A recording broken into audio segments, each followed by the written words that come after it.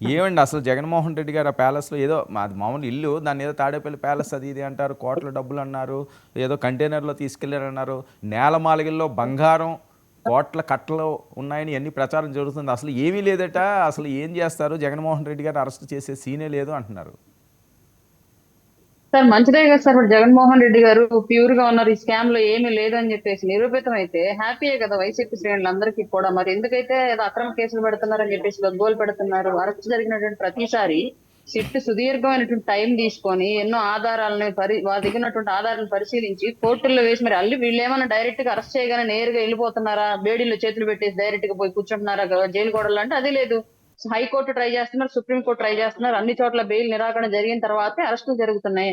అంటే ఇప్పుడు న్యాయస్థానాలు కూడా కూటమికి అనుకూలంగా ఉన్నాయి. చట్టాలకు అనుకూలంగా, సాక్ష్యాలకు అనుకూలంగా కాకుండా వీళ్ళు చెప్పే విధానాన్ని బట్టి చూస్తుంటే అదే అదే కనిపిస్తుంది మాకైతే క్లియర్ గా.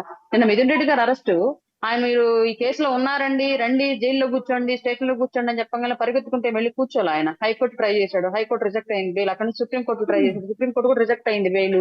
వీటన్నింటినీ కన్సిడర్ చేసుకొని సిట్ విచారణ అనేది కొనసాగుతూ ముందుకెళ్తోంది. నిజంగానే అసలు ఈ ఏపీలో ఈ మద్యం కుంభకోణం అనేది లేకపోతే హ్యాపీ. బట్ వాళ్ళ పార్టీలో నుంచి బయటకు వచ్చినట్టు ఎంపీలే సాక్షాత్తు చెప్పారు కదా, ఢిల్లీ కుంభకోణం అనేది సముద్రంలో నీటి బొట్టు అంతా, బట్ ఆంధ్రప్రదేశ్ లో జరిగినటువంటి కుంభకోణం సముద్రం అంత ఉంది. దీన్ని తవ్వితే వేల కోట్ల రూపాయల అవినీతి సంపద వైసీపీ వాళ్ళు ఎంతెంత దోచుకున్నారో బయటపడిందని చెప్పేసి వాళ్ళ పార్టీల నుంచి బయటకు వచ్చినటువంటి ఎంపీలే ఆధారాలతో సహా ఇస్తామని చెప్పేసి పోయి అమిత్ షా గారిని కలిసి మాట్లాడినట్టు అంశం ఇది క్లియర్ గా. దీనికి సంబంధించి ఇక్కడ వీళ్ళు ఇష్టారీతిగా ఏమీ జరగలేదు. జగన్మోహన్ రెడ్డి గారు నీతి మంతులు. లాస్ట్ 5 years లో మద్యం అమ్మకాలన్నీ కూడా చాలా డిజిటల్ ట్రాన్సాక్షన్ ద్వారా చాలా ట్రాన్స్పరెంట్ గా జరిగాయి. ఒక్క రూపాయి కూడా ఎక్కడ అవినీతి జరగాలంటే నమ్మే విషయం కాదు, ఇది నవ్వే విషయం. మా ఒంగోలులో ఒక ఎక్సైజ్ కానిస్టేబుల్ కోటిన్నర స్కామ్ చేశాడు లాస్ట్ 5 years లో, కానిస్టేబుల్ ఓన్లీ. అట్లాంటి వ్యక్తులకు మరి ఎంపీలు ఎమ్మెల్యేలు అందరూ ఇంక్లూడ్ అయినటువంటి మద్యం కుంభకోణాలు ఏమీ జరగలేదంటే నమ్మడానికి ఆంధ్రప్రదేశ్ ప్రజలు ఏమైనా పిచ్చివాళ్ళ? మీరు నిజంగా ట్రాన్సాక్షన్ ఎగ్జాక్ట్ గా ప్రజలకు అమ్మినటువంటి ప్రతి రూపాయి ప్రభుత్వ ఖజానా గనక పంపించి గనక ఉంటే డిజిటల్ క్యాష్ ఎందుకు యాక్సెప్ట్ చేయలేదు? ఇది ప్రధానంగా అందరి ముందు ఉన్నటువంటి ప్రశ్న. దీనికి సమాధానం ఏం చెప్తుంది వైసీపీ ప్రభుత్వం? అప్పుడున్నటువంటి వైసీపీ ప్రభుత్వం ఎందుకు చేయలేదు? దేశం మొత్తం డిజిటల్ క్యాష్ అని చెప్పేసి ప్రమోషన్ జరుగుతుంటే ఆంధ్రప్రదేశ్ లో మాత్రమే ఓన్లీ మద్యం షాపుల దగ్గర క్యాష్ మాత్రమే అన్నారు. ఎందుకు క్యాష్ మాత్రమే? ఏ డిజిటల్ మద్యం కొనుగోలులో క్యాష్ మాత్రమే డిజిటల్ పేమెంట్ యాక్సెప్ట్ చేయరా?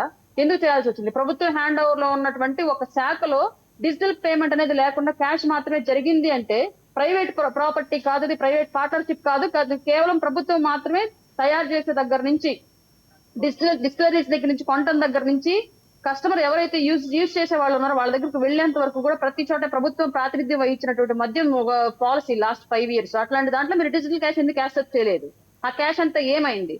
ఎంతవరకు మీరు ప్రభుత్వానికి కొనుగోలు చేసిన డబ్బులు ఇచ్చారు? మిగతాదంతా ఎటుపోయింది? ప్రతి ఒక్కరికి ఉన్నటువంటి క్వశ్చన్. దీన్ని మరి ఆన్సర్ చేయమని చెప్పండి. ఇప్పుడు ఈ కేసు అరెస్ట్ అవుతున్నాయి, ఇందులో నుంచి బయటకు రమ్మని చెప్పండి క్లియర్ గా. ఎవరు వద్దన్నారు? మేము కూడా హ్యాపీగా నిజంగానే అంత చేసినా సరే జగన్మోహన్ రెడ్డి ప్యూర్ గా చేశాడని చెప్పేసి మేము కూడా యాక్సెప్ట్ చేస్తాం ఆ విషయాన్ని.